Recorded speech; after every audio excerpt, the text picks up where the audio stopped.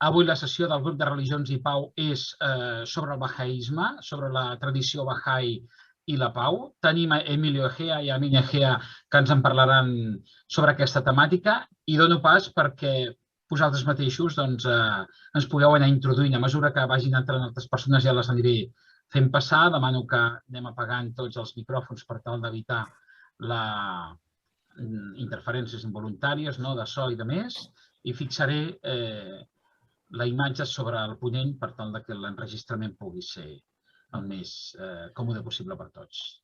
Endavant i gràcies per estar aquí. Moltes gràcies. Bueno, de fet, tenia que parlar jo, però l'he demanat al meu fill, a l'Amin, que parlessi ell, perquè té més tables que jo. Él es doctor en Historia Moderna y Contemporánea, es autor de diversos libros, uno de ellos de 2 volúmenes publicado en Inglaterra, en Oxford. Tiene muchos artículos publicados en diferentes libros y revistas, y su campo de investigación es fundamentalmente sobre los orígenes de la fe Bahá'í. Entonces, ahí está teniendo mucho éxito en encontrar documentos primigenios de nuestra religión. Él hizo precisamente su tesis doctoral sobre Abdul Baha, que es el hijo mayor de Baha'u'lláh, el fundador de la fe Bahá'í, titulado El apóstol de la paz. Entonces, bueno, es conferenciante habitual. El otro día comentaba con él y me decía que lo que va de año haya dado 38 conferencias y tenía programadas otras 8 en las próximas semanas. Quiero decir, que está más suelto que yo y por tanto merecía la pena que le escucharais primero a él y ojalá pues pueda venir a las otras, si no, pues ya contaríais conmigo solo. Así que, pues, si te parece, Xavier, le donem pas a l'Amin. Don res, muchas gracias. Yo me alegro mucho que finalmente la reunión haya sido online, porque hoy tenía un día extremadamente complicado y ha sido un alivio que al final fuera online.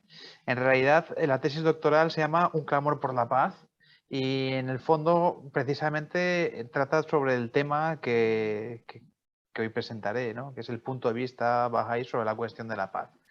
De hecho, la paz es el tema central de la fe Bahá'í, es el moto de la fe Bahá'í, es decir, todas las enseñanzas Bahá'ís giran en torno a la idea de la paz y a la idea de la unidad del género humano. Baha'u'lláh mismo, en el final de sus días, en sus últimas voluntades, resume así el propósito de su ministerio, ¿no? Dice, el propósito de este agraviado, al soportar desdichas y tribulaciones, no ha sido sino extinguir la llama del odio y la enemistad, para que el horizonte de los corazones de los hombres se ilumine con la luz de la concordia y alcance la verdadera paz y tranquilidad. Baha'u'lláh es el fundador de la fe Bahá'í, que ya sabéis es una religión surgida en Persia a mediados del siglo XIX, pero que aunque es una religión minoritaria, hoy está extendida por todo el mundo. Hay Bahá'ís presentes en todos los países, en todas las culturas, hablando todos los idiomas. Es una religión muy diversa, aunque como decía antes, muy pequeña en cuanto a número de creyentes, aproximadamente unos 7 millones a nivel mundial. Y es una religión que surge en la modernidad a la par que surgen muchas de las ideologías y muchas de las corrientes políticas que han marcado nuestro presente y que están también determinando nuestro futuro inmediato, ¿no? Y como decía antes, todas las enseñanzas de Baha'u'lláh giran en torno, en último término, giran en torno a la cuestión de la paz, cómo conseguir la paz. Generalmente, cuando hablamos de cómo conseguir la paz, generalmente y es una simplificación, lo sé, demasiado drástica, pero generalmente las propuestas para la paz se dividen en 2 grandes grupos. Unas que se dirigen a una reforma moral y que piden una regeneración moral y que ponen el énfasis en la cuestión ética, y otras propuestas que ponen el énfasis más en las cuestiones como el derecho internacional, las relaciones internacionales, la necesidad de convenios y tratados entre estados y naciones, etcétera, etcétera. En la perspectiva que ofrece la fe Bahá'í en realidad aborda ambas vertientes, aunque sobre todo, y eso es lo más importante que quiero resaltar hoy, sobre todo pone el énfasis en la cuestión moral y pone el énfasis en la necesidad de la regeneración espiritual de la humanidad. Baha'u'lláh explica que vivimos en un momento de la historia humana en que la humanidad se acerca a su época de madurez y que es este el momento propicio para alcanzar la unidad mundial. Ciertamente esta es la primera vez en la historia humana en la que conocemos todos los rincones de la Tierra, también es la primera vez en la historia humana en la que existen medios de comunicación que pueden conectarnos de forma inmediata a unos con otros.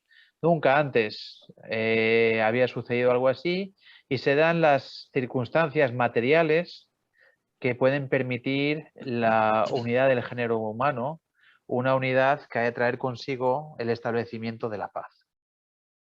Entonces, lo primero que enseña Baha'u'lláh en sus escritos es que el primer requisito para alcanzar la paz es cambiar nuestra definición de cuál es la naturaleza humana y cambiar y en consecuencia organizar nuestras sociedades de forma coherente a esa definición de la naturaleza humana.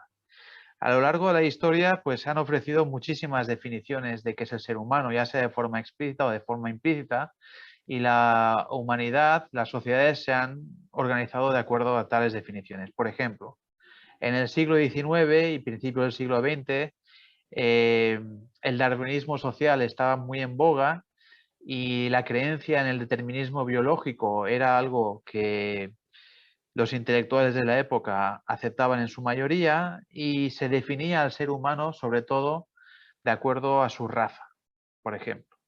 Entonces, en consonancia con esta idea de qué es el ser humano, así se organizaban las sociedades y fue a finales del siglo XIX cuando empezaron a surgir leyes de naturalización, cuando se empiezan a implementar políticas de segregación en muchas partes del mundo, sobre todo en Estados Unidos, las leyes Jim Crow, y cuando en definitiva se empieza pues eso, a definir al ser humano fundamentalmente como un ente biológico que está determinado por su raza.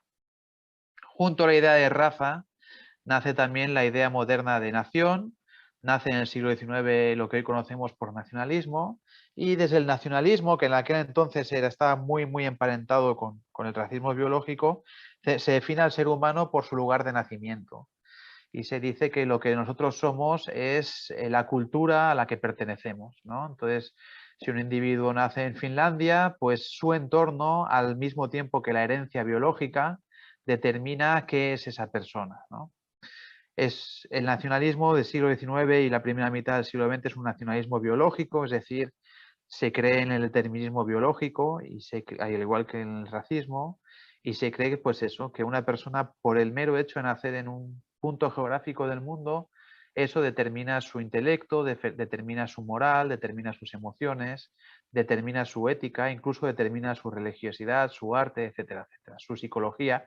De hecho, es en el siglo XIX que nace la rama de la psicología social, que en aquel entonces surgió originalmente, aunque hoy no es así, surgió como una manera de buscar los rasgos psicológicos definitorios de los miembros de una determinada nación, ¿no? Entonces, si uno va a los libros de viajes de aquel entonces, pues alguien verá que visita Francia, los franceses son de carácter tal, tienen una tendencia hacia no sé qué, tienen predilección por no sé qué, porque se considera la comunidad nacional como un todo, también desde el punto de vista psicológico, emocional, intelectual, etcétera, etcétera. Por supuesto,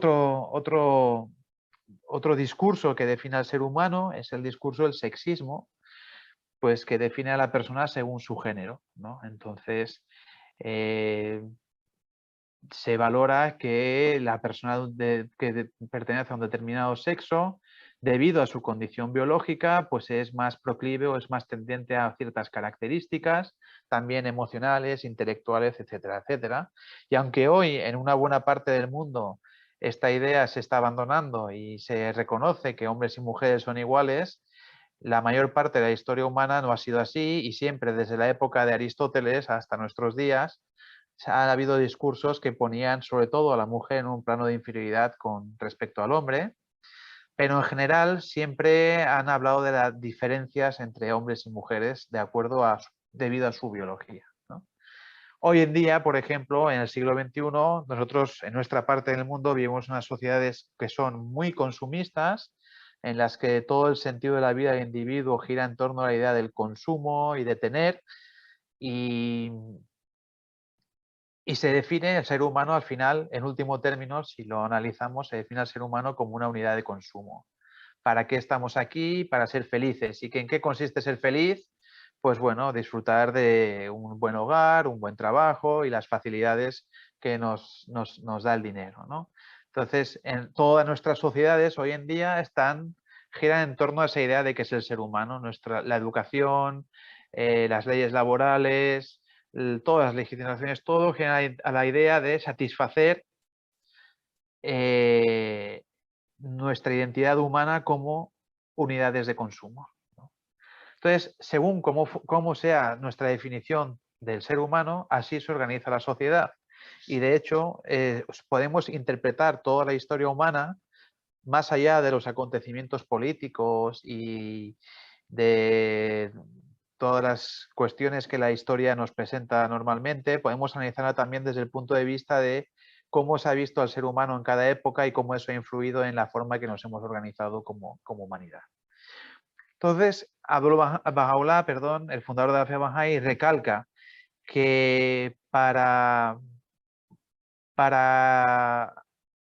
que se establezca la paz, el primer requisito es adoptar una adecuada visión de qué es el ser humano y un adecuado entendimiento de cuál es su propósito en la vida. Entonces, en la religión Bahá'í, al igual que en la mayoría del resto de religiones, se establece que la esencia del ser humano no está constituida por su cuerpo, sino que está constituida por su alma, por su espíritu.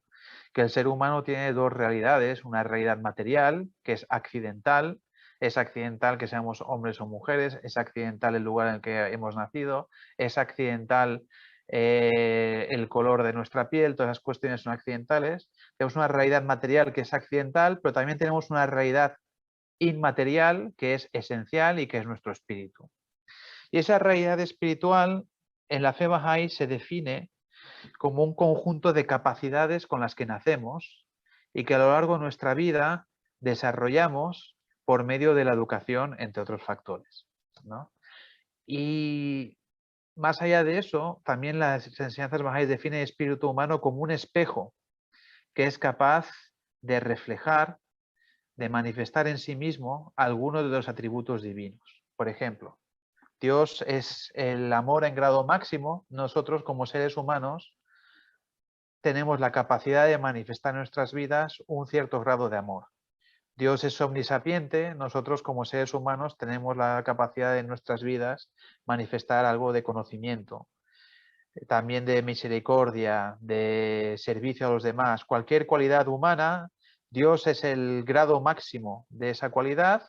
Nosotros, como seres humanos, somos espejitos que podemos manifestar algunos de esos esplendores divinos que son esos valores morales y éticos. Entonces, así se define el espíritu humano. Al igual que en otras religiones se considera que esa realidad es además inmortal, que no desaparece con la muerte del cuerpo, pero bueno, eso es otra historia. Y en definitiva, Baha'u'lláh establece que, puesto que todos los seres humanos han sido dotados con la misma esencia, con esa realidad espiritual, todos los seres humanos somos, por tanto, uno, somos iguales, independientemente de que accidentalmente en nuestras circunstancias materiales seamos diferentes. Así que Baha'u'lláh invita en sus escritos a que adoptemos antes de nada una identidad primordial, la identidad humana, y que esa identidad primordial, la identidad como seres espirituales, capaces de reflejar en nuestras vidas a ciertos atributos divinos, prevalezca por encima de cualquier otra identidad que esté basada en circunstancias accidentales o de fabricación humana, ¿no? Entonces dice Baha'u'lláh que cuando el ser humano sea capaz de reconocer que la raza humana es esencialmente una, que todos somos iguales, pese a la gran diversidad que existe, todos somos uno, todos somos iguales, es en ese momento cuando la humanidad estará preparada para un establecimiento definitivo de la paz. Porque los escritos bahá'ís dicen que en último término, y esto también es muy importante, la causa de las guerras es una causa moral o una causa espiritual, ¿no? En la historia estamos acostumbrados a que nos digan, pues tal y tal guerra fue el resultado de una disputa por la sucesión a un trono, o tal y tal guerra fue el resultado de la competencia entre dos potencias mundiales por un cierto territorio por el que ha de pasar el petróleo. Estamos acostumbrados a leer la realidad limitándonos únicamente a las causas materiales, pero además de las causas materiales hay unas causas espirituales. En realidad, detrás de todos esos problemas, detrás de esas guerras, hay problemas espirituales, la codicia, la falta de amor al prójimo, el egoísmo, la falta de entendimiento, como decía antes, de que todos somos uno, etcétera, etcétera. Entonces, dice Bahá'u'lláh que en último término todas las guerras, todos los conflictos son debidos o bien a los prejuicios políticos, o bien al odio racial, o bien al odio nacional, o bien a la discriminación de género, o bien, y esto es muy importante, espero poder hablar más al respecto más adelante, o bien debido al odio religioso. Él dedica mucho tiempo, una parte importante de sus escritos a hablar acerca de el papel de las religiones y el odio religioso. Después espero tener tiempo para comentar al respecto porque es muy pertinente para este grupo, ¿verdad? Entonces, puesto que en último término las causas de las guerras radican en esos discursos de odio hacia otros seres humanos debido a las cuestiones raciales, nacionales, políticas, de género o religiosas, en consonancia con ello, la solución radica en sustituir esos discursos de odio por unos discursos en los que el ser humano reconozca su unidad esencial, ¿no? Abdul Bahá enfatiza mucho hay un texto famoso de Bahá'u'lláh en el que él dice: sois los frutos de un solo árbol y las hojas de una misma rama. Trataos unos a otros con el mayor amor y armonía, con amistad y compañerismo. Aquel que es el sol de la verdad es mi testigo. Tan potente es la luz de la unidad que puede iluminar a la tierra entera. Esta frase de sois los frutos de un solo árbol y las hojas de una misma rama, otra muy similar que dice sois las hojas de una misma rama y las olas de un mismo mar. Esta frase en verdad es de Bahá'u'lláh, aunque Pau Casals la mencionó en su discurso ante Naciones Unidas, en realidad originalmente es de Bahá'u'lláh. Aprovecho para decirlo porque hubo un poco de polémica ahora en septiembre por la utilización de esta frase y nosotros cuando lo leíamos nos sentíamos muy sorprendidos porque sabemos en último término dónde viene esta frase. En otros de sus escritos, Bahá'u'lláh escribe, poniéndose en boca de Dios, dice: oh hijo de los hombres, ¿no sabéis acaso por qué os hemos creado a todos del mismo polvo, para que ninguno se enaltezca a sí mismo por encima de otro? Ponderad en todo momento en vuestros corazones cómo habéis sido creados. Puesto que os hemos creado a todos de una misma sustancia, os incumbe ser como una sola alma, caminar con los mismos pies, comer con la misma boca y habitar en la misma tierra, para que desde lo más íntimo de vuestro ser, mediante vuestros hechos y acciones, se manifiesten los signos de la unicidad y la esencia del desprendimiento. Tal es mi consejo para vosotros, oh concurso de la luz. Prestad atención a este consejo para que obtengáis el fruto de la santidad del árbol de maravillosa gloria. Entonces, Bahá'u'lláh enseña, precisamente en un momento en el que se está inventando en Occidente el concepto moderno de raza, enseña que las razas no existen, que son una fantasía, que de hecho es un invento humano, que Dios no ha dividido a los seres humanos en raza. Además, los escritos bahá'ís enfatizan algo que es muy importante y es que todas las razas pertenecen a una misma especie. Eso hoy en día parece una frase baladí, pero hemos de tener en cuenta que en aquel entonces, en el siglo XIX, había muchos discursos científicos. Por ejemplo, uno de ellos era el profesor Agassiz de la Universidad de Harvard, que mantenían que cada raza es en sí misma una especie humana diferente, ¿no? Entonces decían, Adán es el primer hombre de los blancos, Pero los africanos tenían su primer hombre, los chinos tenían su primer hombre y son cada uno especies diferentes, no han de mezclarse entre sí. Entonces los escritos bahá'ís enfatizan que todas las razas humanas pertenecen a la misma especie y que en realidad las razas, esas distinciones de grupos humanos según su color de piel, eso es algo pues totalmente imaginario, una superstición. Los escritos bahá'ís se refieren a la idea de raza como una superstición, que aunque la ciencia del momento la aplaudía, la fomentaba y la propagaba, hoy la ciencia moderna, gracias al análisis, al desciframiento del código genético humano, pues ha descubierto que efectivamente las razas no existen, que efectivamente es solo un constructo social, que es lo que decía Baha'u'lláh en aquel entonces.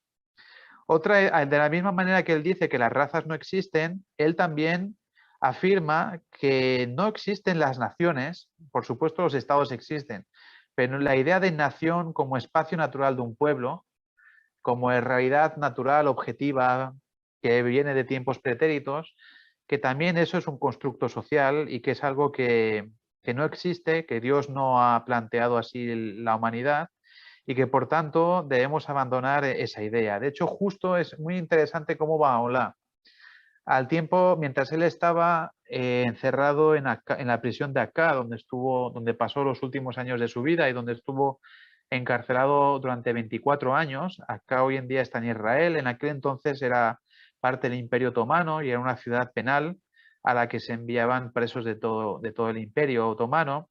Entonces Baha'u'lláh, tras 3 destierros sucesivos, su cuarto y último destierro fue a la ciudad de prisión de Akka, donde, como he dicho antes, permaneció 24 años.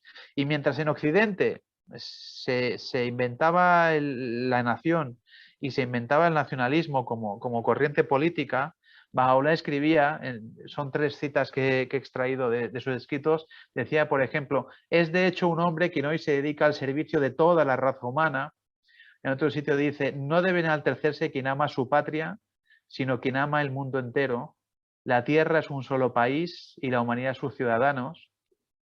Y aún en otro sitio él declara, bienaventurado y feliz es aquel que se levanta para promover los mejores intereses de los pueblos y razas de la tierra. Es decir, no solo los de su país, sino de todos los pueblos y razas de la tierra.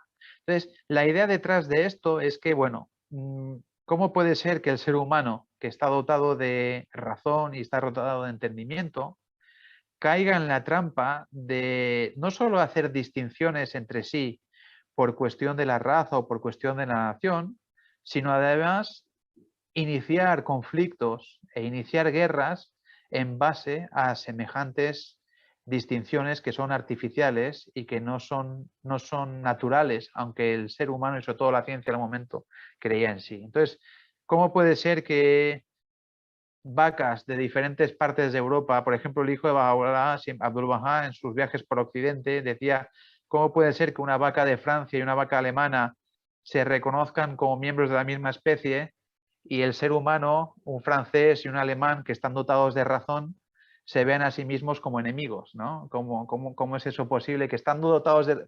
Habiéndonos Dios dado la razón, ¿cómo puede ser que caigamos en actos de ferocidad que ni los mismos animales caen, ¿no? Y junto a todo esto está la cuestión de alcanzar también la igualdad entre hombre y la mujer. Claro, ¿cuál es la vinculación entre la igualdad de géneros y la paz? Pues en la fe Bahá'í se le da mucha importancia y se presenta la igualdad de géneros como un requisito fundamental para el establecimiento de la paz, porque es evidente que la mujer representa a la mitad de la humanidad y sin ella pues no es posible conseguir nada. Sin ella, de hecho, dicen los escritos bahá'ís, el progreso de la humanidad es imposible. En uno de los escritos de Abdul Bahá, el hijo de Baha'u'lláh, él dice, el mundo de la humanidad posee 2 alas, el varón y la mujer. Mientras estas 2 alas no sean equivalentes en fuerza, no volará el pájaro. No se conseguirán logros extraordinarios para la humanidad hasta que el mundo de la mujer alcance el mismo grado que el hombre, hasta que tenga el mismo campo de actividad. La humanidad no puede remontar su vuelo hacia las alturas de verdaderos logros. Cuando las 2 alas o partes tengan fuerza equivalente y disfruten de las mismas prerrogativas, el vuelo del hombre será sumamente elevado y extraordinario. De esta manera, imbuidas de las mismas virtudes que el hombre, elevándose por todos los grados de los hombres, las mujeres llegarán al mismo nivel que los hombres. Mientras no se establezca esta igualdad, no se facilitará el verdadero progreso y logro de la raza humana. Es decir, la mujer es la mitad de la humanidad. Si hombres y mujeres no son igual de fuertes, la humanidad no puede progresar. Y una señal inequívoca del progreso humano es que sea capaz de establecer la paz, ¿no? Como veis, todo esto en el último término gira también en torno a la cuestión de la injusticia social, ¿no? Mientras haya discriminación de ciertos segmentos de la humanidad, ya sea por su raza, o por su origen nacional o por su género, pues no será posible establecer la paz.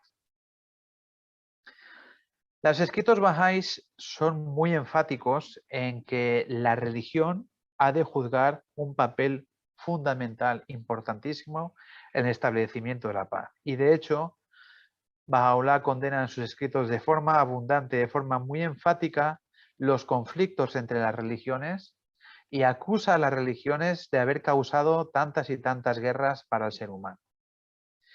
Porque dice Baha'u'lláh que en realidad el propósito de las religiones, no debemos ver a las religiones como un conjunto de dogmas o un conjunto de ritos o unas estructuras, sino que debemos de ver a las religiones fundamentalmente, y ese es el propósito por el que Dios las hace manifestarse en el mundo, hemos de ver a las religiones sobre todo como herramientas puestas al servicio de la educación del ser humano. Baha'u'lláh establece que todos los grandes sistemas religiosos provienen del mismo Dios, que Mahoma, Cristo, Baha'u'lláh, Moisés, Buda, Krishna, Zoroastro, etcétera, etcétera, todos provienen del mismo Dios, han venido en diferentes épocas de la historia humana para educar al género humano, para ayudarle en su avance social y espiritual y para recordarle cuál es el propósito de su vida, quién es su creador, cuál es la naturaleza humana. Si os fijáis, todas las religiones enseñan en primer lugar que existe un creador de todo, incluido el ser humano. Enseñan también que el ser humano tiene una dimensión espiritual. Enseñan la mayoría de ellas que por medio de esa dimensión espiritual el ser humano puede alcanzar cierto conocimiento de su creador. Y enseñan además que entre el creador y el ser humano hay un intermediario que es el portavoz del creador para la humanidad. Estas son unas enseñanzas comunes en todas las religiones, o en la mayoría de las religiones. Entonces dice Baha'u'lláh que todas ellas tienen el mismo origen, un origen común. Entonces, de hecho, dice que el fundamento de todas las religiones es el mismo. Si varían unas a otras es porque han sido enviadas por Dios para cubrir las necesidades específicas de un momento y de una región. Entonces, él dice que las religiones tienen dos tipos de enseñanza. Unas enseñanzas que son esenciales, que son comunes a todas las religiones, como son la enseñanza del amor, la enseñanza de la compasión hacia el prójimo, la enseñanza de la igualdad, etcétera, etcétera. Y luego unas enseñanzas que son sociales, de orden social, leyes civiles o sobre alimentación o cosas por el estilo, que están pensadas para una época y una región en concreto. Por lo tanto, si nos fijamos en las enseñanzas esenciales y no en las enseñanzas sociales, veremos que todas las religiones tienen un cimiento común, un fundamento común. Y es en eso en lo que nos debemos fijar. Por supuesto, además de esos dos tipos de enseñanza, luego hay un tercer tipo, que son las enseñanzas que ha añadido el propio ser humano, por su propio interés. Todas las interpretaciones dogmáticas que se han introducido en todas las religiones, todas las manipulaciones que se han hecho del propósito prístino de las religiones para adaptarlas a ciertos intereses políticos o de poder, pues eso también son un tipo de enseñanzas que tienen las religiones que no corresponde al propósito inicial por el que Dios las envió y que son también causa de división entre las creyentes de las diferentes religiones. Entonces Baha'u'lláh dice que si los creyentes de las diferentes religiones investigaran la realidad e investigaran sus propios corpus de enseñanzas de manera objetiva y con espíritu abierto, verían que en la esencia todas las religiones son las mismas y que sobre esa esencia El ser humano ha añadido infinidad de dogmas, de ritos y de cuestiones que no son esenciales y que están dividiendo inútilmente a los seres humanos. Y hago esta precisión porque es muy importante, porque demasiado a menudo y de forma muy errónea se afirma que la fe Bahá'í es una religión sincretista, que lo que busca es coger lo mejor de cada religión y juntarlo en un solo sistema. Pero esto no es así, es lo contrario. La fe Bahá'í lo que dice no es cojamos lo mejor de cada religión y hagamos una religión nueva.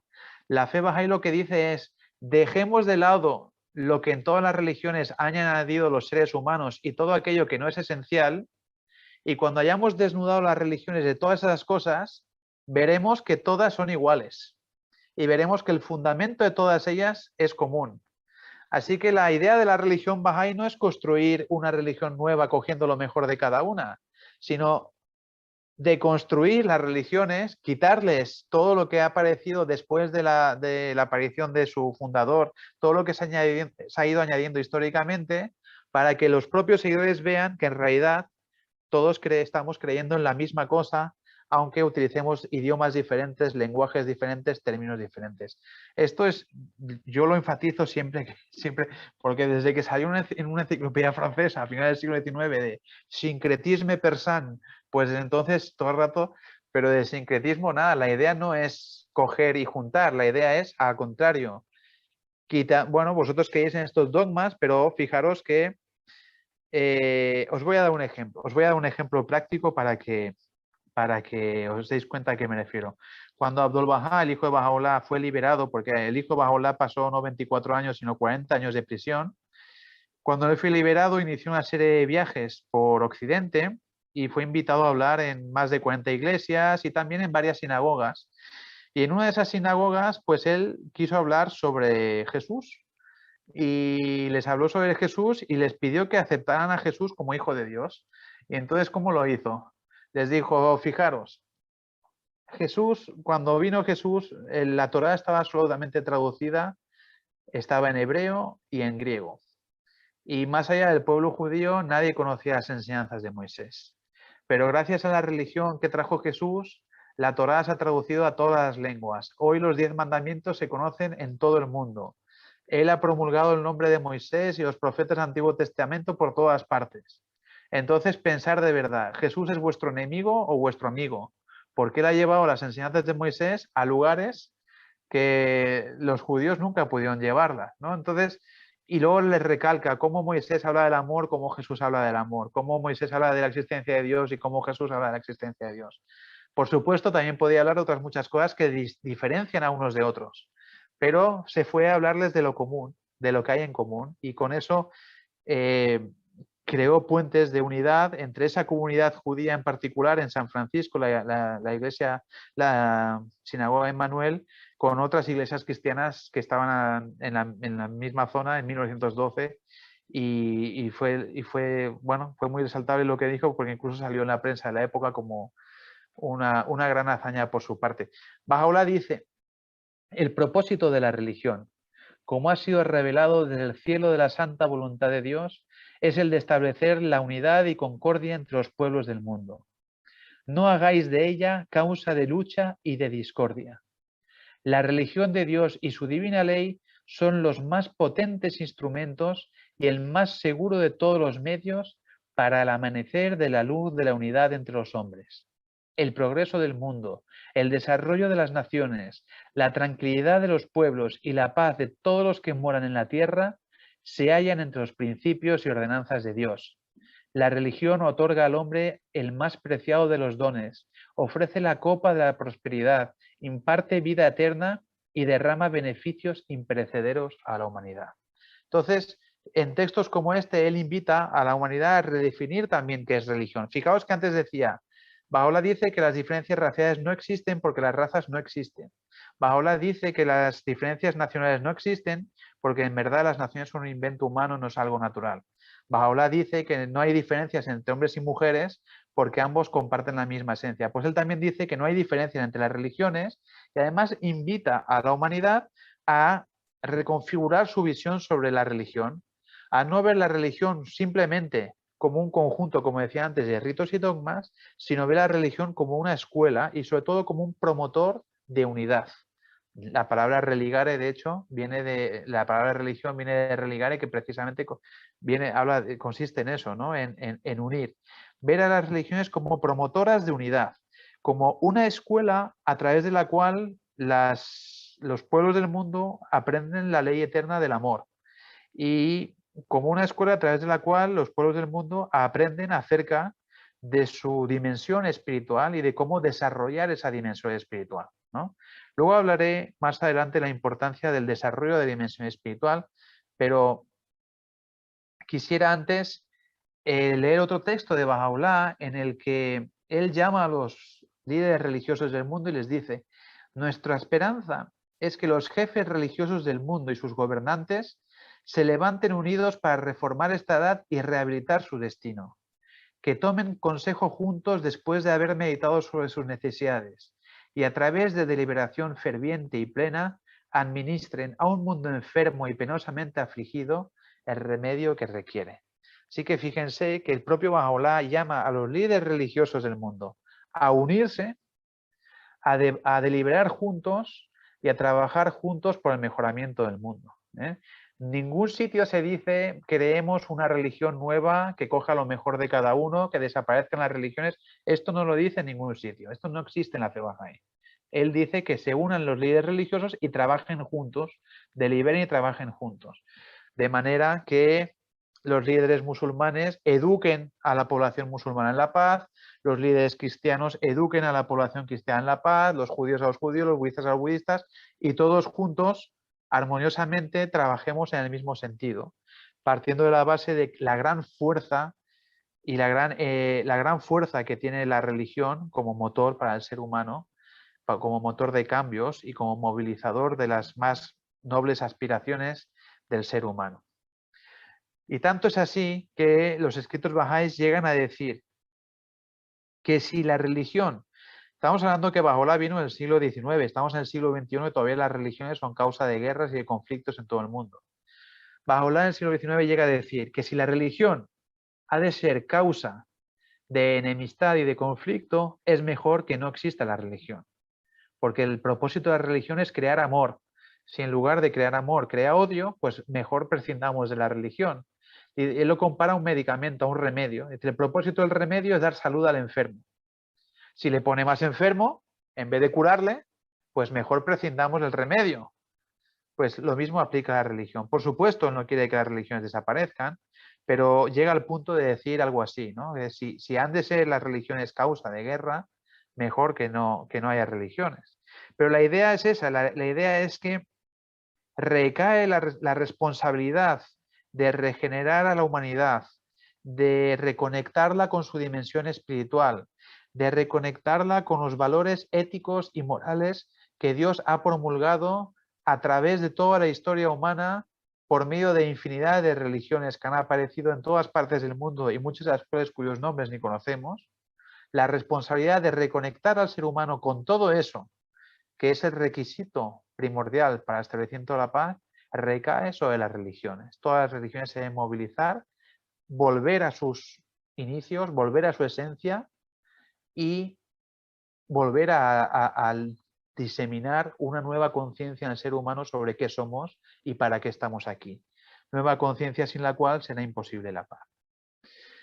Hasta aquí un bloque, pero como os decía antes, la fe Bahá'í no se limita solamente a valorar la necesidad de un cambio moral y espiritual como requisito para el establecimiento de la paz, sino que también promulga algunos mecanismos de orden más pragmático para el establecimiento de la paz, ¿no? Entonces, en primer lugar, Bahá'u'lláh habla la necesidad de que la humanidad se dote de órganos mundiales, tanto ejecutivos como judiciales.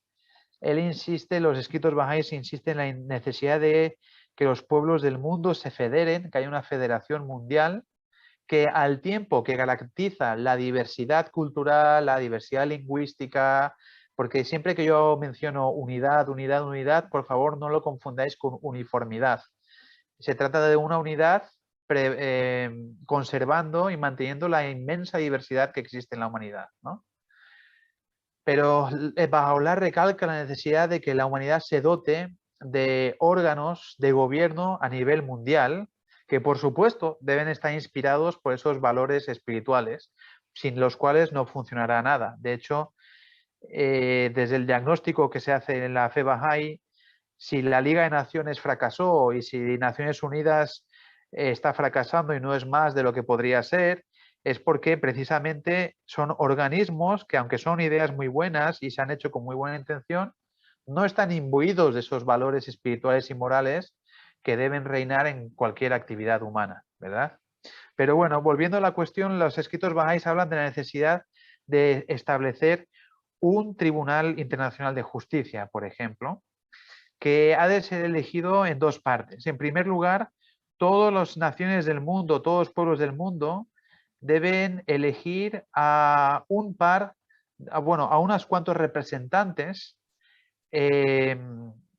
para formar parte de un parlamento mundial. Estos representantes deben ser elegidos por los gobernantes de cada respectivo país y deben ser secundados mediante sufragio por los ciudadanos de ese país. De manera que se forme un órgano mundial en el que haya representantes elegidos de todos los pueblos del mundo. En un segundo paso, ese órgano mundial, ese Parlamento mundial, a su vez, elige de entre todos ellos a quienes han de formar parte de un Tribunal Supremo de Justicia de alcance mundial. Esa es la fórmula que ofrece Bahá'u'lláh en sus escritos. Y es muy curioso constatar cómo algo así, y ahí la importancia de ver cómo nuestra forma de ver el ser humano condiciona nuestras políticas y condiciona nuestras actuaciones, que la humanidad estuvo a punto de dotarse de un Tribunal Supremo de Justicia en 1907. En 1907 se convocó la segunda Conferencia de la Paz de La Haya. Y ya en 1899, tras la primera Conferencia de la Paz de La Haya, se estableció un tribunal de arbitraje, un Tribunal Mundial de Arbitraje, y algunos estadistas, algunos expertos en derecho internacional, pues veían que eso de un tribunal de arbitraje es algo demasiado débil, demasiado con un alcance muy limitado, y propusieron ser más ambiciosos y tener un tribunal de justicia. Pues sabéis la diferencia entre el arbitraje y la justicia. Un tribunal de justicia implica la existencia de unas leyes internacionales, el tribunal de justicia las aplica y además observa, vigila que esas leyes se cumplan y si no se cumplen, sanciona e impone un castigo a quien las incumpla. Sin embargo, el arbitraje es simplemente tomar un acuerdo, tomar una decisión entre dos partes que están en disputa por una cuestión. Cuando después de 1899 se estableció el Tribunal de Justicia, empezaron a proliferar por todo el mundo tratados de arbitraje. El país que más tratados de arbitraje estableció, eran sobre todo bilaterales, fue Estados Unidos, pero es curioso que el segundo país del mundo que más tratados de arbitraje estableció fue España. Prácticamente estableció los mismos que Estados Unidos, pero estos tratados de arbitraje trataban cuestiones muy pueriles. Por ejemplo, el primer caso tratado por Estados Unidos en sus arbitrajes fue entre Estados Unidos y México por quién debía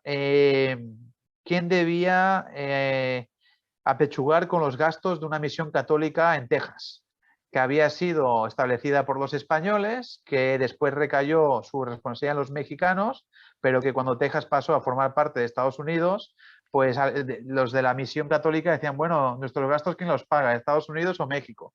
Entonces, eran arbitrajes en torno a cuestiones bastante menores, bastante poco importantes. Y además estaba tan mal hecho que las partes contendientes en un problema de arbitraje, pues podían llamar como árbitros a personas de su propio país. y a personas que estuvieran a favor de su propio caso. Entonces no había ningún sesgo de objetividad. El caso es que ante todo eso, en 1907 se propone el establecimiento de un verdadero Tribunal Supremo de Justicia.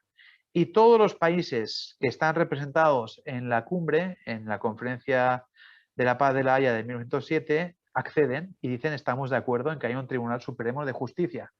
Hubiera sido un grandísimo avance para la humanidad.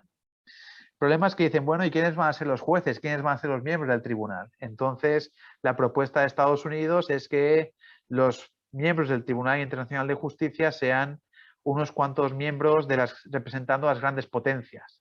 Entonces, Brasil, Portugal y otros países de Latinoamérica dicen que no puede ser eso, que otros países también deben estar representados en el Tribunal de Justicia.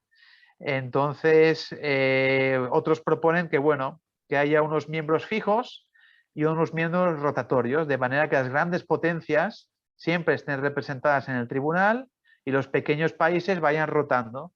En fin, no llegan a un acuerdo, pese a estar de acuerdo en lo esencial, que haya un tribunal de justicia, no llegan a un acuerdo y dicen, bueno, en la siguiente conferencia de la Paz de La Haya, en 1915, ya decidiremos cómo se elegirán a los miembros del Tribunal de Justicia. Como sabéis, la Primera Guerra Mundial estalló en 1914 y nunca hubo tercera conferencia de la Paz de La Haya. ¿Qué hubiera pasado a la humanidad? ¿Cómo hubiera sido la historia humana si el interés nacional se hubiera supeditado al interés global y se hubieran podido llegar a un acuerdo coherente sobre los miembros de un hipotético Tribunal de Justicia? Pues décadas antes a todas estas beligerancias entre diferentes países en torno a la idea de un Tribunal de Justicia, Bahá'u'lláh dice, el Tribunal de Justicia ha de ser establecido de la siguiente manera, como decía antes, cada país nombra unos representantes a un Parlamento Mundial, estos representantes previamente van a ser refrendados por sus respectivos países y los representantes de todos los pueblos del mundo, ese Parlamento Mundial, a su vez, elegirá a los miembros de un Tribunal Supremo de Justicia. De esta manera, en último término, los miembros del Tribunal Supremo de Justicia serán elegidos por todos los pueblos del mundo, por todos los ciudadanos del mundo. Y ya representarán, no importa a qué país pertenezcan, ya estarán representando a toda la humanidad porque habrán sido elegidos, en último término, mediante sufragio indirecto, por toda la humanidad. Bahá'u'lláh también habla de la necesidad de establecer mecanismos de seguridad colectiva. Él dice, debe llegar el tiempo en que la imperativa necesidad de tener una concentración amplia y abierta a todos los hombres será universalmente comprendida. Los gobernantes y reyes de la tierra deben necesariamente concurrir a ella y participando en sus deliberaciones deben considerar los procedimientos y medios que establezcan entre los hombres los fundamentos de la gran paz mundial. Tal paz exige que las grandes potencias decidan para la tranquilidad de los pueblos de la tierra estar completamente reconciliadas entre sí. Si algún rey tomare sus armas contra otro, todos deberán levantarse unidos e impedírselo. Si esto se hace, las naciones del mundo ya no necesitarán armamento, salvo con el fin de preservar la seguridad de sus reinos y mantener el orden interno dentro de sus territorios. Esto asegurará la paz y la calma de todos los pueblos, gobiernos y naciones. Así que en este párrafo habla de dos cosas, fijaos, la necesidad de un mecanismo de seguridad colectiva, tratados de seguridad colectiva y también la necesidad del desarme, porque estamos en plena ebullición de la carrera armamentística y todas esas teorías que hemos oído todo a lo largo del siglo XX y que todavía oímos, que dicen que la proliferación armamentística es un garante para la paz. Todo eso se inventa en el siglo XIX y Bahá'u'lláh dice todo lo contrario. Lo que hay que hacer es desarmarse para tener los armamentos mínimos necesarios para mantener el orden dentro del propio país. Bahá'u'lláh también recalca la importancia de tener un idioma internacional auxiliar. No quiere decir que se sustituyan los idiomas que ya existen, pero sí que habla de la importancia de que todos los pueblos del mundo, todos los ciudadanos del planeta aprendan una lengua común, además de la lengua materna. Dice Bahá'u'lláh, cuando eso se haya logrado, a cualquier ciudad que uno viaje será como llegar a la tierra nativa. Estas cosas, dice él, son obligatorias y absolutamente esenciales. Efectivamente, en el siglo XIX se iniciaron algunos programas para tener un idioma internacional. La mayoría de ellos, he de decir, tenían como propósito, muchos de ellos eran lenguajes filosóficos, tenían un idioma internacional filosófico, otros lenguajes para la ciencia, otros lenguajes para el comercio internacional. Pero surgen ninguno de ellos se llevó a la práctica, pero surgen dos lenguas que efectivamente tienen como propósito propiciar la concordia y la fraternidad entre los hombres. Uno es el Volapük, que tuvo una vida muy corta, y otro es el Esperanto, que todos conocerán más y que todavía hoy existe y que llegó a tener antes de la Primera Guerra Mundial una extensísima comunidad de hablantes. ¿Qué tienen en común todos estos idiomas? Es que son inventados, son artificiales. ¿Y por qué son artificiales? Porque sus creadores consideran que si se adoptara como idioma internacional uno de los idiomas existentes, eso sería una afrenta para otros pueblos del mundo. Se estaría dando ventajas a una nación por encima de otras y se estaría permitiendo el dominio de una nación, el dominio cultural de una nación por encima de otras. Las enseñanzas bahá'ís recalcan que tiene que haber efectivamente un idioma internacional, no dicen cuál, y dicen que en el futuro la humanidad debe de tomar la decisión, el conjunto de la humanidad debe tomar la decisión, escogiendo ya sea un idioma inventado, ya sea inventando un idioma o ya sea escogiendo uno de los existentes. Pero en el momento en que ese idioma, ya sea uno de los existentes o inventado, sea aceptado, sea aprobado por el conjunto de pueblos del mundo, entonces ya deja de ser el idioma nacional de alguien, ya es un idioma universal, con lo que la idea de dar preponderancia a unos sobre otros ya desaparece. Y en definitiva, y ya voy acabando para dejar el último espacio para que ustedes, si lo desean, hagan preguntas o comentarios, y ahí yo ya tendré más oportunidad de desarrollar algunos puntos que seguramente se me habrán quedado en el tintero. Decir dos cosas breves, y la primera, que si se fijan, todo esto en último término gira en torno a la idea de que junto al progreso material, junto al avance de las ciencias, el avance de la tecnología, el avance de la economía, también haya un progreso espiritual. Entonces, las enseñanzas bahá'ís, Bahá'u'lláh enseña que si el progreso espiritual y el progreso material no van a la par, si el progreso de los valores morales, el progreso de la ética, el progreso de un entendimiento de qué es el ser humano, para qué está aquí, etcétera, etcétera, no va a la par con el progreso material, el progreso científico y tecnológico, entonces se produce un desequilibrio en el desarrollo humano que comporta, sin lugar a dudas, desastres. Y lo hemos visto a lo largo de todo el siglo XX, y lo vemos en nuestro presente, cómo hemos alcanzado cotas inéditas de desarrollo tecnológico, económico, legislativo, etcétera, etcétera, y sin embargo cómo permanece la injusticia, cómo sigue la infelicidad existiendo en el mundo y cómo, aún peor, empiezan a existir problemas que antes no existían. Además de las guerras que siguen permaneciendo, ahora tenemos problemas medioambientales, tenemos unos extremos de riqueza y de pobreza que antes no existían,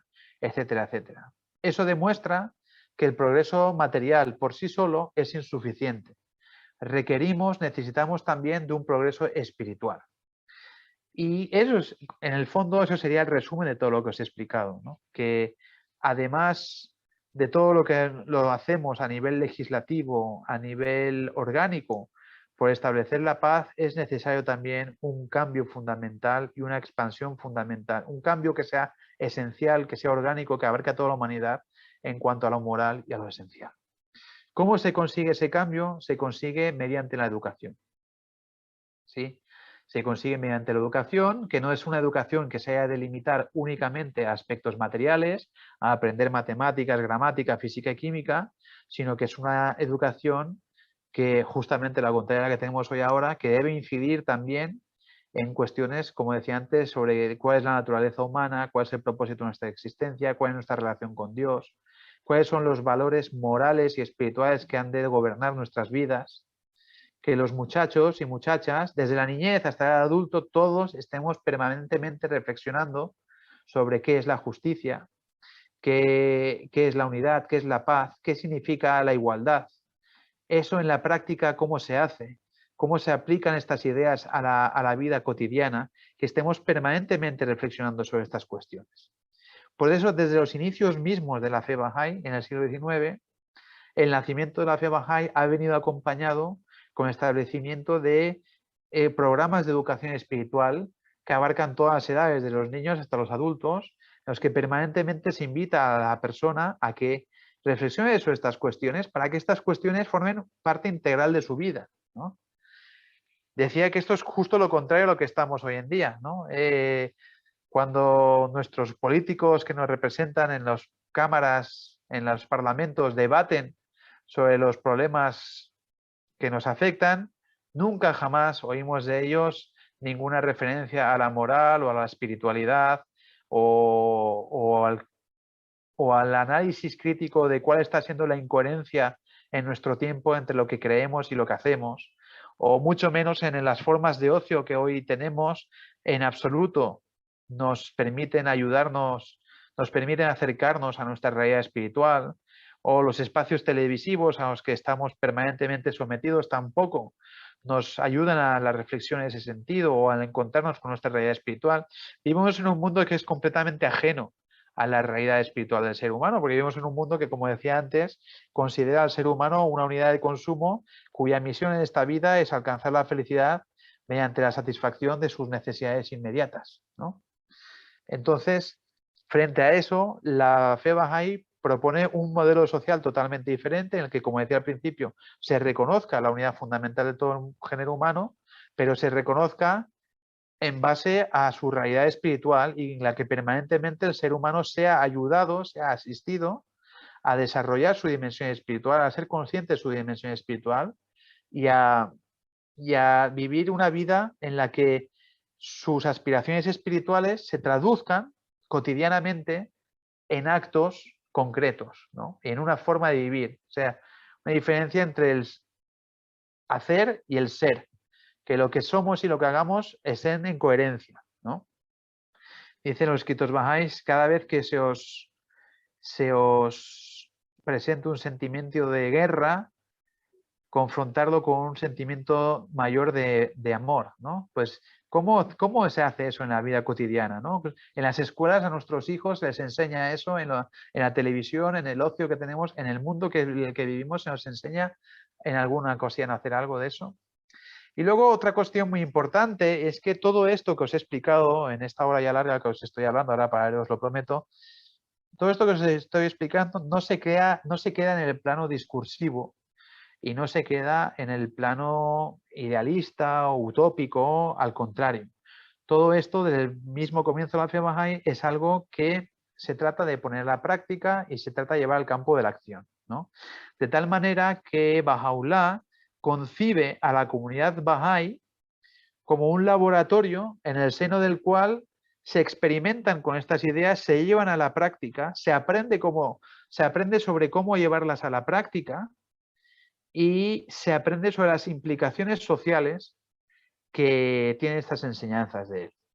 O dicho de otra manera, es como un espacio en el que se trata de curar las dolencias humanas que asolan a la humanidad, administrando esa medicina que Baha'u'lláh formula, ¿no?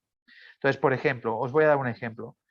Cuando se establecen en Estados Unidos las primeras comunidades bahá'ís a finales del siglo XIX, pues desde el primer momento se enfatiza la necesidad de que, a diferencia de su entorno nacional, donde existen las leyes Jim Crow, donde existe la segregación racial, antecedente del apartheid surafricano, pues que la comunidad bahá'í sea una comunidad racialmente integrada. Entonces, la comunidad bahá'í se convierte en pocos años en una comunidad en la que anteriormente sus miembros, blancos o negros, pues aceptando las normas sociales de su época, pues no se reunían y no compartían espacios, pero empiezan a trabajar juntos, tienen reuniones racialmente integradas. En los órganos de gobierno de la comunidad bahá'í, ya sea a nivel local o a nivel nacional, empiezan a ser elegidos personas de raza negra, de forma que a nivel nacional la comunidad bahá'í se convierte en unas poquísimas organizaciones en las que tienen negros y blancos en sus órganos de gobierno. Incluso en el seno de la comunidad bahá'í se establecen matrimonios entre negros y blancos y entre blancos y asiáticos, en un momento en el que en los Estados Unidos, en 25 estados de los Estados Unidos, están prohibidos los matrimonios interraciales, ¿no? De manera que rápidamente la sociedad puede, mirando la comunidad bahá'í, puede ver ahí una probeta, un laboratorio en el que todas esas ideas se están llevando a la práctica y se puede ver cuál es el resultado de ellas. Entonces, la ciencia del momento decía, por ejemplo, que los hijos de los matrimonios mixtos son biológicamente deficientes, defectuosos. De golpe, en el seno de la comunidad Bahá'í empiezan a nacer chicos de matrimonio y chicas de matrimonios mixtos que son intelectualmente y físicamente igual de capaces que cualquier otro, ¿no? Y eso sirve más que cualquier artículo científico o cualquier otra cuestión, ¿no? Y o dicen que, bueno, que la relación entre blancos y negros lleva a la contaminación de la raza blanca, ¿no? Pues de golpe la comunidad Bahá'í empieza a trabajar negros y blancos juntos y son capaces de llevar a cabo grandes proyectos y empresas de ámbito nacional muy difíciles de llevar en términos generales, pero los llevan unidos hacia adelante de forma muy exitosa. Desde el establecimiento de una serie de campañas por todo el país para hablar de la unidad nacional, de la unidad racial, perdón, hasta la construcción del primer templo Bahá'í de Occidente, el templo de Chicago, que les costó 50 años de construcción, ¿no? Es una comunidad racialmente diversa que, pese a vivir en un entorno de segregación racial, consigue todas esas cosas. Y en Oriente sucede exactamente lo mismo. En Persia, en un país donde existe la segregación ya no racial, sino religiosa, en el seno de la comunidad Bahá'í empieza a surgir un grupo de seres humanos de diferentes trasfondos religiosos, zoroastrianos, musulmanes, judíos, cristianos, que empiezan a trabajar juntos, que empiezan a montar escuelas juntos. En Persia los Bahá'í establecieron infinidad de escuelas, algunas de ellas las primeras escuelas para mujeres de todo el país, que empiezan a formar hospitales, hospicios, bibliotecas, baños públicos, centros asistenciales de todo tipo. Estamos hablando del principio del siglo XX, antes de la Primera Guerra Mundial, centros asistenciales de todo tipo, en un contexto en el que fuera de la comunidad Bahá'í existe la segregación religiosa, ¿no? Y entonces se convierte en un ejemplo a ojos de la sociedad en la que viven de que la unidad entre personas diversas trae consigo frutos de gran calado, ¿no? Y no solo eso, sino que en esos mismos años se establecen puentes de colaboración entre los Bahá'ís de Oriente y los Bahá'ís de Occidente, creando una comunidad transnacional, ¿no? Que trasciende cualquier tipo de limitación con las que existía en aquel tiempo, ¿no? Y en definitiva, pues todo esto que os he dicho en realidad no es un conjunto de ideas o de ideales que los Bahá'ís albergamos en nuestro corazón como una esperanza que ojalá algún día en el futuro suceda, sino que constituyen el marco conceptual dentro del cual trabajamos, dentro del cual actuamos a diario y con el que estamos construyendo una microsociedad que esperamos que sea un ejemplo para el resto de la humanidad de cómo se puede relacionar los seres humanos, ¿no? De nuevos paradigmas de relación entre seres humanos, ¿no?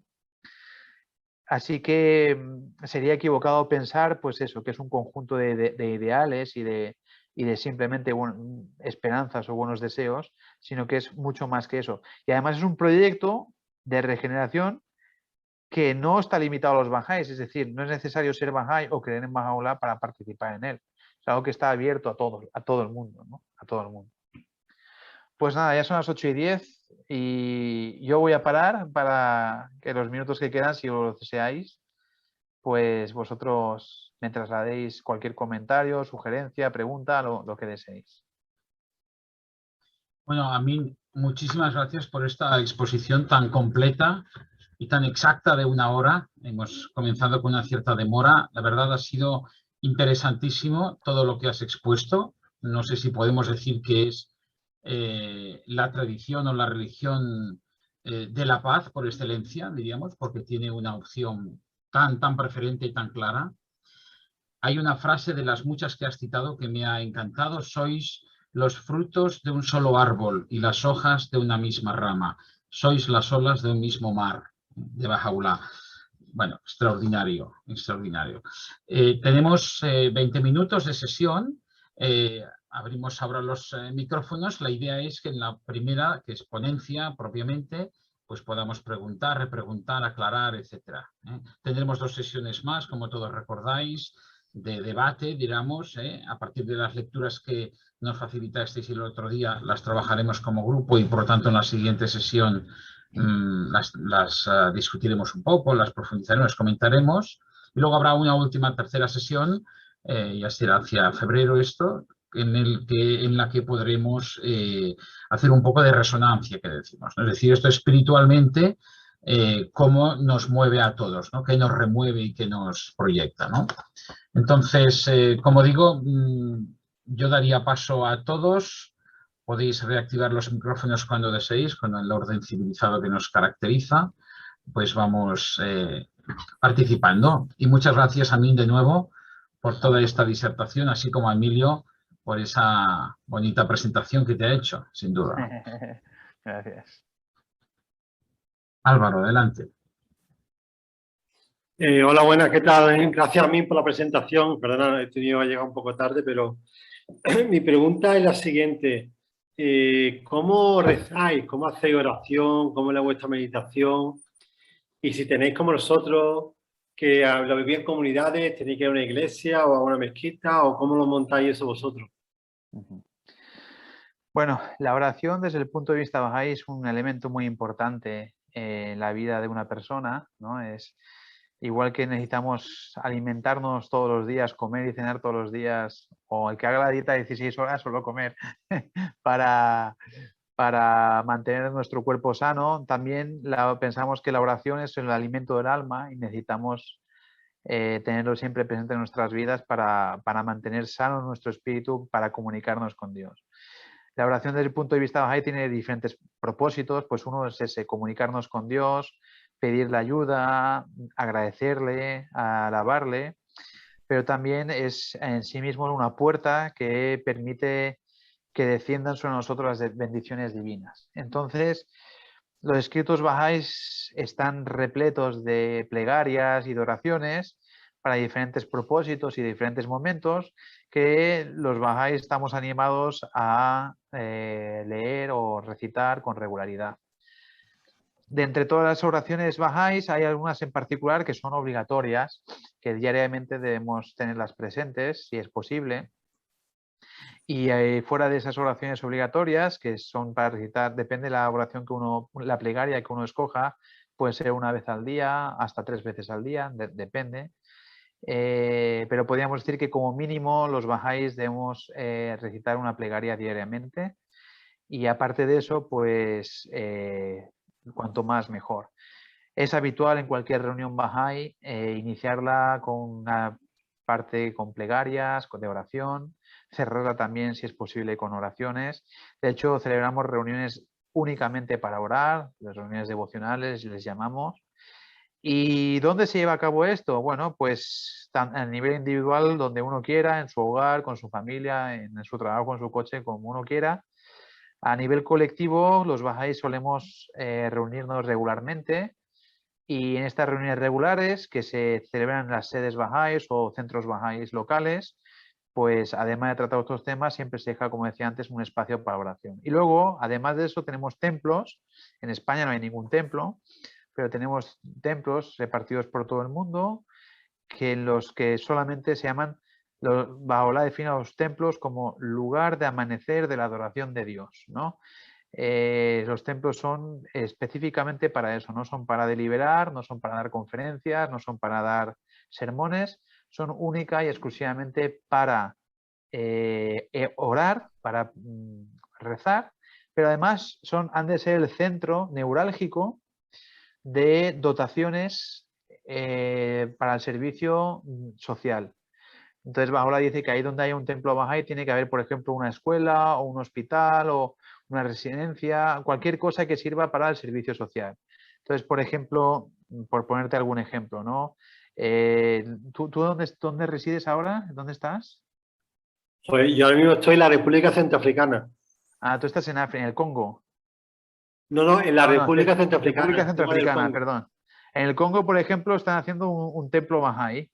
Ahí no sé cuál será la votación al servicio de los demás, pero aquí había, no sé si iba a haber alguien de Cali, no sé si al final se ha conectado o no, pero cerca de Cali hay un centro Bahá'í y el equipamiento al servicio de la comunidad que hay alrededor es lo que llaman bosque nativo, que son varias hectáreas dedicadas a la recuperación de especies vegetales endémicas del lugar.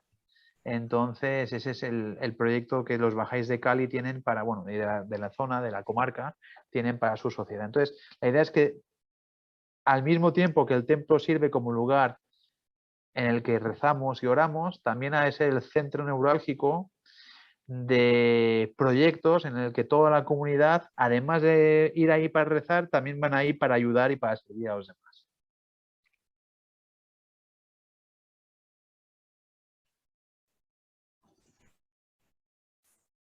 Escolta, una pregunta.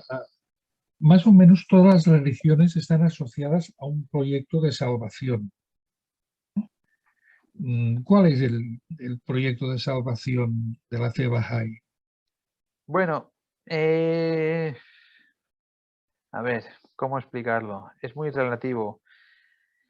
Podríamos decir que el objetivo de la fe, como decía al principio, el objetivo último, a ver, a nivel individual la salvación depende de cada uno, ¿vale? O sea, no hay un momento en el que suena la campana y todo el mundo del presente, del futuro y del pasado está salvado, ¿no? Sino que cada uno, según cuál es su conducta, cuál es su vida, pues adquiere la capacidad de acercarse más o menos a su creador, que ese es el propósito de la vida, ¿no? Todos creemos que, los bajáis creemos que después de esta vida hay otra vida, todos vamos a esa otra vida, pero vamos en diferentes estados, ¿no? Es como el niño que en el vientre de la madre, pues todos los niños en el vientre de la madre llegan a este mundo, ¿no? Pero unos han desarrollado todas sus capacidades físicas y viven aquí con plenitud física, pero otros, desgraciadamente, no han desarrollado todas sus capacidades físicas y, por ejemplo, si no han desarrollado la vista, pues aquí están ciegos, si no han desarrollado el oído, aquí están sordos, ¿no? Y pierden la oportunidad de ver parte de la realidad. Pues la relación de este mundo con el venidero, pensamos los bajáis la misma. En este mundo es como un vientre materno en el que tenemos que desarrollar nuestras capacidades espirituales. Y una vez que nuestro cuerpo ya no nos sirve, igual que en un momento la placenta ya no nos sirvió, salimos de este mundo y vamos a ese otro mundo al que vamos a parar todos, que en realidad es todo el mismo mundo, igual que el niño dentro del vientre materno y nosotros estamos todos en el mismo mundo, aunque dimensiones diferentes, son realidades diferentes, y aunque el niño no sea consciente de la realidad que tiene después, ¿no? Pero es todo lo mismo, es toda la misma realidad, nosotros vamos a otro grado de esa realidad. Y dependiendo de cómo haya sido nuestra vida, nuestro desarrollo espiritual aquí, pues ahí tendremos mayor o menor capacidad de comprender y de entender las realidades espirituales. ¿Cuál es la mayor realidad espiritual? Pues Dios mismo. Entonces, cuanto menos hagamos aquí, menos capacidad tendremos de conocer a nuestro Creador cuando estemos ahí. Eso en cuanto al individuo, pero a nivel social, a nivel colectivo, sí que la fe Bahá'í aspira a que la humanidad llegue a su edad de oro. Y esa edad de oro, hay un texto Bahá'í muy claro que enumera todos los puntos y características que tendrá esa edad de oro de la humanidad, pero es una edad, pues eso, caracterizada por la unión de los pueblos, por el establecimiento de la paz, por el desarme, por el avance de la ciencia hasta límites insospechados. Bueno, por un mundo en el que todo vaya bien, en resumidas cuentas. Pero no obstante, las otras religiones monoteístas, en el proyecto de la salvación, siempre al final hay un juicio final. Hay un momento en el cual la persona se explicará con un lenguaje más poético o menos, estará delante de Dios y será juzgado en concreto por unas obras. ¿Esto cómo lo...? Bueno, eso es cuando la persona en el momento de su fallecimiento pues llega a ese mundo, simplemente es como, si me lo permites, yo creo que es lo mismo que tú estás diciendo, pero con otro lenguaje. Necesito un pequeño preámbulo para explicarlo bien. En la fe Bahá'í, igual que sabemos que existen leyes físicas, existe la ley de la gravedad, y yo tiro algo, pues cae hacia abajo. Esto es impepinable. No es que Dios haya destinado que el bolígrafo caiga, es una ley y debemos vivir de acuerdo a esa ley si no queremos hacernos daño, ¿no? Si yo quiero negar la ley de la gravedad y meter una piscina sin agua, pues me romperé las piernas. No es que alguien me rompa las piernas. Y hay otro tipo de leyes en nuestro mundo, por ejemplo, las leyes de tráfico. Si me dicen en los stop te tienes que parar, si yo no me paro y tengo un accidente de coche, no es el Ministerio del Interior que me ha castigado, es una consecuencia lógica de un acto mío en el que he quebrantado una norma que era para mi propio bien, ¿no?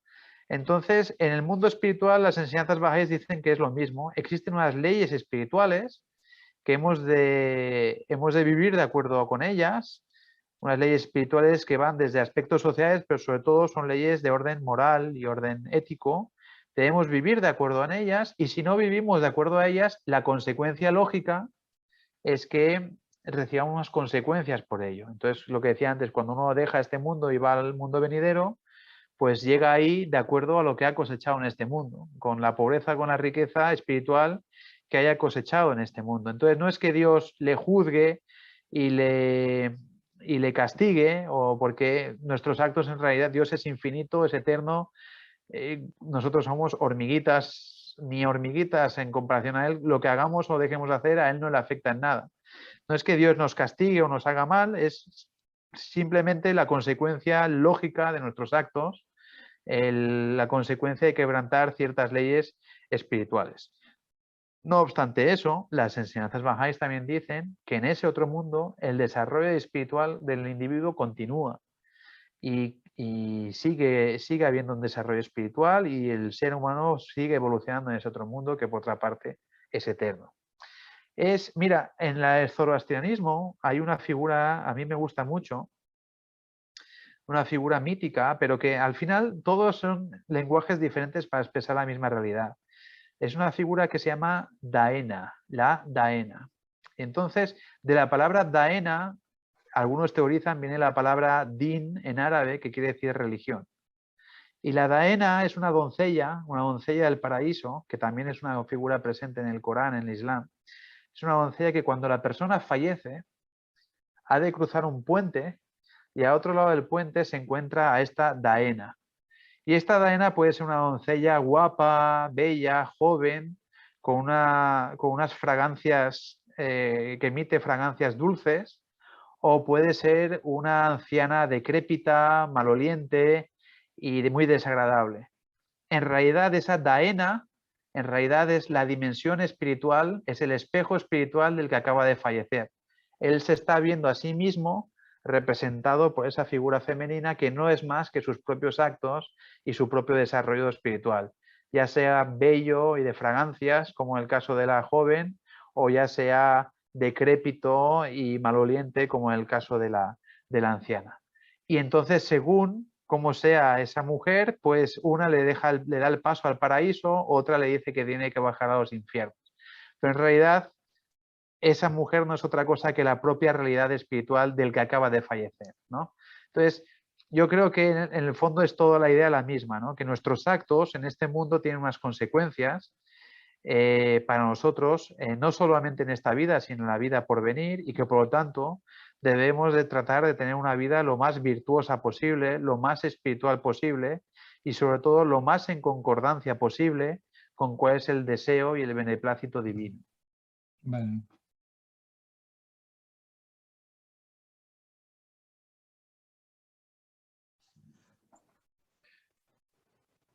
Sí, pero quizás enfatizar que el progreso espiritual no se detiene, no hay un estado permanente de como un infierno permanente o un cielo o un purgatorio, cosa por el estilo, sino que el desarrollo espiritual puede continuar y continúa por la misericordia de Dios, también por las oraciones del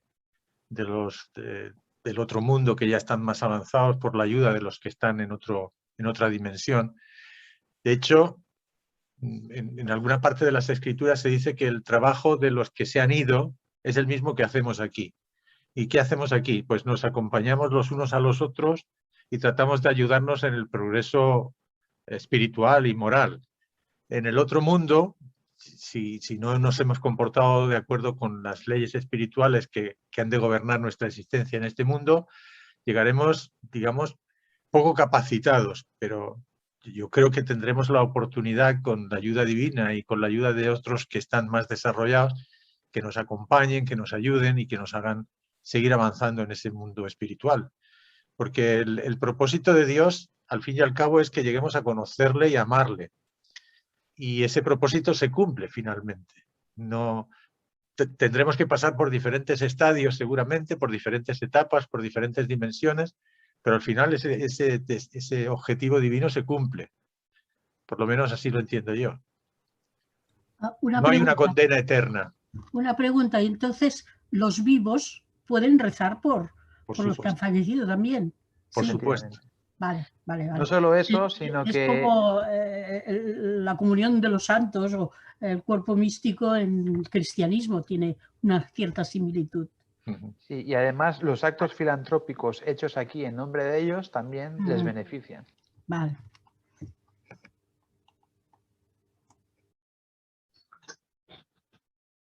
Bueno, quedan pocos minutos para finalizar esta sesión. Hemos hecho bien de hacerla en castellano porque tenemos evidentemente personas de fuera de Cataluña, incluso de fuera de España, por lo tanto el idioma es importante para podernos comunicar. No lo había recordado al inicio, pero solemos ya reunirnos en este idioma. No sé si hay alguna pregunta más. Me gustaría poder acabar puntuales para que cada uno pues calcule el tiempo siempre que dedicamos, ¿no?, a las actividades.